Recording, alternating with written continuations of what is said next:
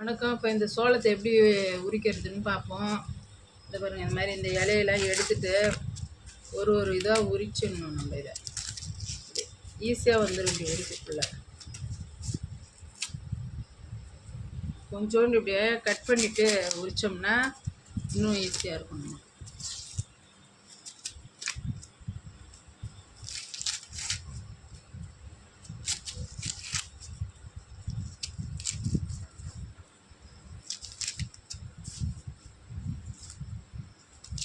இந்த மாதிரி உரிச்சிட்டு இதை இப்படி ஒரு திருவி இப்படி எடுத்துடணும். அவ்வளோதான். எடுத்துட்டோங்களா? இப்போ இதில் இருக்கிற இந்த பொடி பொடியாக ஒரு நார் மாரி இது பாருங்க, இதெல்லாம் எடுத்துக்க போட்டுடணும். இதெல்லாம் சாப்பிடக்கூடாது.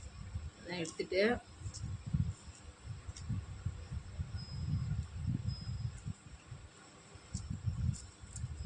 இது உடம்புக்கு ரொம்ப நல்லது. சாப்பிட்டோம்னா இது வந்து செஞ்சு சாப்பிடுங்க. இதெல்லாம் வந்து சீசனில் தான் நிறைய கிடைக்கும், கம்மி விலையில். இதையும் போட்டுடலாம். போட்டுட்டு இதை வந்து ரெண்டாக அப்படி கட் பண்ணிடணும். ரெண்டாக கட் பண்ணிவிட்டு அவிக்கலாம், இல்லை இதை அப்படியே கூட அவிச்சிக்கலாம், நம்ம விருப்பம்தான். இதை இட்லி பானையில் வச்சு நம்ம அவிச்சோம்னா தட்டு போட்டு இதோட சத்து வந்து இறங்காது.